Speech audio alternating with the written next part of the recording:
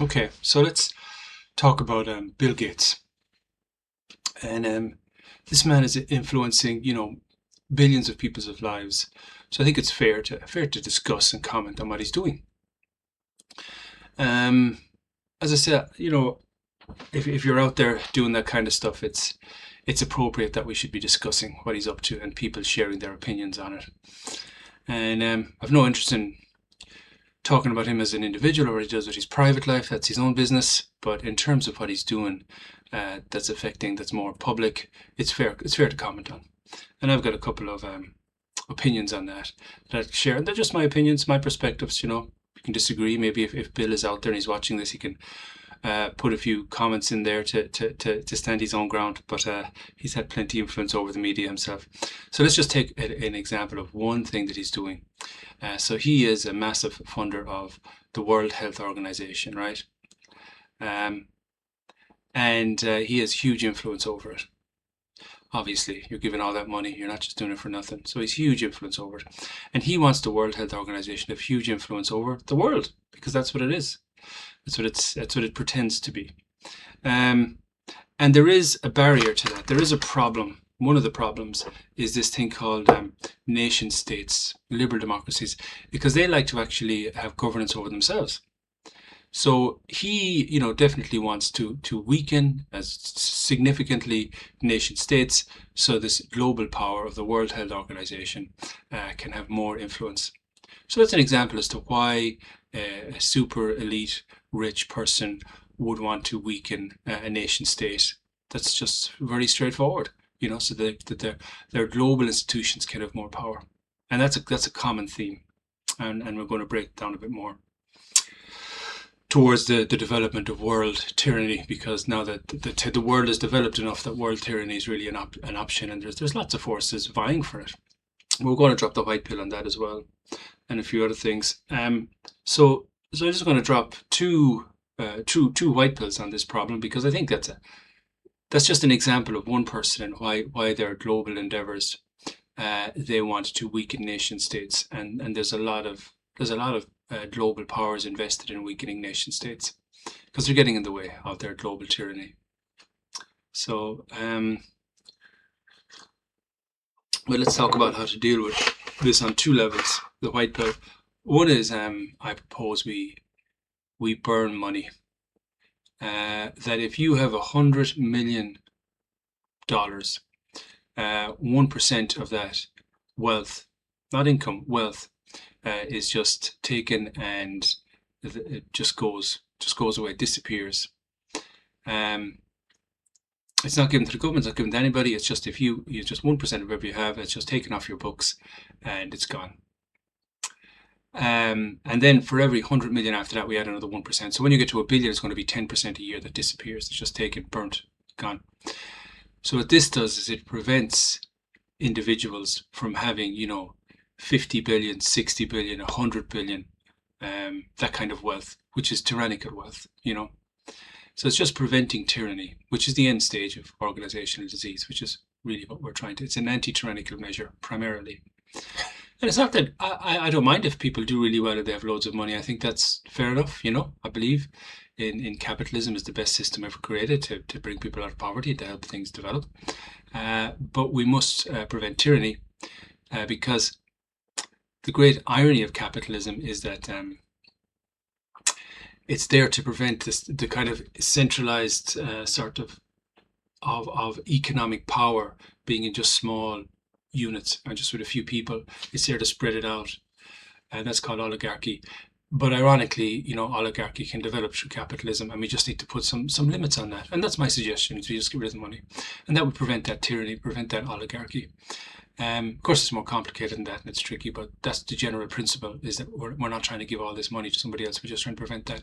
And an impact of doing that would be minding asset value prices and the inflation of it. So, for example, house prices would not increase like they are now because, when you're super wealthy, you have nothing else to do but buy up all the assets. And the other thing is it would prevent inflation. So it would have those benefits as well. So it just would be an interesting measure, an interesting aspect to help develop capitalism so that it functions even better than what it does now and avoid some of the worst parts of it. Yeah. So the other part then is world tyranny, which is many forces are vying for it. Communism is vying for it. Let's just the theocracy would love to have it if it could. Um, um, the super elite wealthy would love a kind of a technocracy, just to govern over everybody with the CBs, the central bank digital currency, digital IDs, and AI mastering over it. So this is, and as we understand, you know, tyranny is the end stage of organizational disease, and it's always seeking to develop. So it is the default, unless you put something in place to prevent it. So what do you put in place to prevent it? Well, there's two things that have to happen, and number one is we need to have a liberal democracy spread all over the world, because it is the best system, it's the free system of political development. And then when most of the countries in the world, the vast majority are liberal democracies, we need some kind of world federated government based on those same anti-tyrannical principles as well, liberal democracy.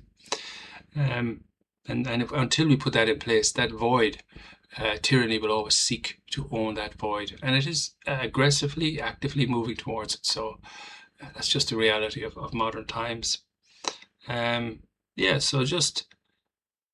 So we just need to and I also think, those asset management companies, it's really very few people controlling incredible quantities of economic power, which really is oligarchy again, which is really the very reason why capitalism is so good, is because it prevents that.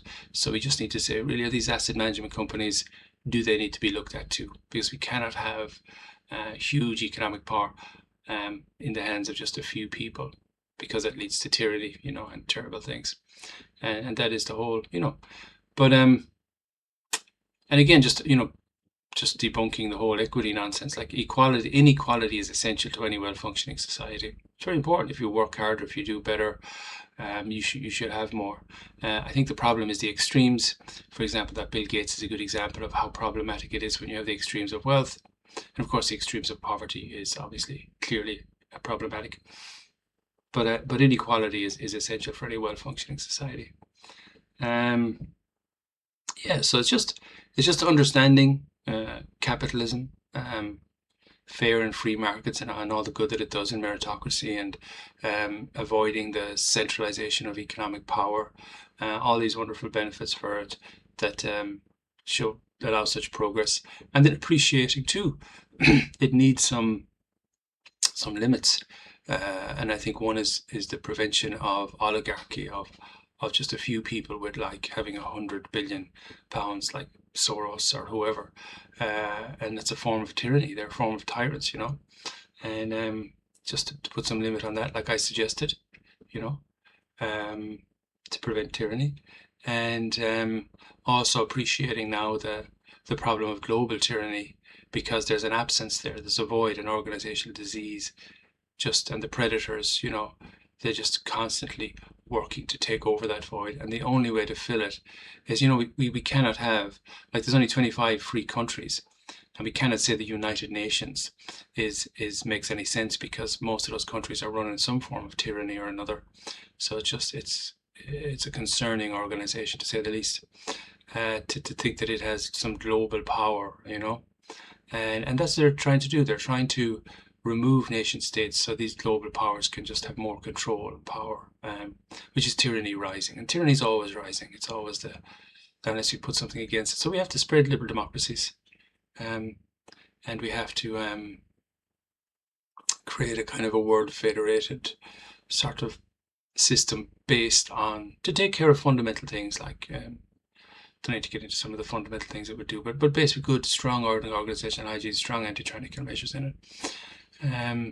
So it's interesting that that's the white pill, and I think when we look at the problems of the world, I feel we keep coming back to the same white pill that we must develop. What else? I think that's really it for today. Just kind of more of a ramble, but pointing out two important things: the nature of capitalism, understanding that it's one of its best things is it prevents oligarchy, but it also can cause it. So we need to add some features to it, and also the concept of world tyranny, which is now going to develop unless we put the appropriate things in place. Oh, I'd like to debunk one other thing. There's this nonsense going around like that some countries in the world, particularly possibly Africa, are struggling because of colonialism. So colonialism is what I call foreign rule. It's a form of tyranny. It's a terrible thing. But these countries are going around saying, oh, we're so poor, we're so troubled because of what happened to colonialism. Well, when I was writing that book, Journey to Democracy, I studied 12 liberal democracies, and I discovered that many of them, if not most of them, were colonies of the British Empire. And actually, that colonization, even if obviously it's a bad thing, it's foreign rule, was foundational in its ability to progress towards becoming a free liberal democracy because of the things. So actually, for them, look at Ireland. It was ruled for 800 years brutally by England. But then it was free, and now it's done well. And many of the other ones, look at America, it broke free and became something wonderful. So it's just nonsense to say that there's a causality between the British Empire and the trouble that they're in, because many countries that were ruled by the British Empire subsequently became flourished into wonderful, free, liberal democracies that did very well for themselves because they became liberal democracies and because they embraced capitalism. Now. So why did these countries suffer? Well, I think it's actually interesting. Liberal democracy is new. And the reason they're suffering is because they haven't become them yet. That's it. They just haven't upgraded yet. And they just need to do that. That's the answer. That's the way out. And I think instead of blaming, they need to start building. And I think blaming and victimhood actually keeps them in a terrible place. I think for individuals, victimhood, I think as a nation, if your culture identity is based on blaming and victimhood, that's a very weak place. People will take advantage of that and you'll struggle. Whereas you need to build a nation. And that's how liberal democracies are. The people decide to be free and they build a nation. So that's why these countries are suffering, because they haven't embraced liberal democracy yet. But they can, and that time is coming. This is the Enlightenment is coming. People will realize how wonderful it is. That it is freedom from the end stage of the disease, that it is much better than any other system, even though it's full of problems, but it's way better than anything else. And all these countries, instead of blaming things, they'll just say, okay, here's what we need to do to move forward, to get out of this situation. Here's the solution to the concerns we have. And that's a really, really important insight, an enlightenment, awakening that can lead to all these countries moving forward. Just a bit of a ramble early in the morning today about some solutions to things that are happening today, and appreciating that the real threat of global tyranny and the way to resolve it, to protect ourselves from it. Hopefully some fun ideas in there to think about.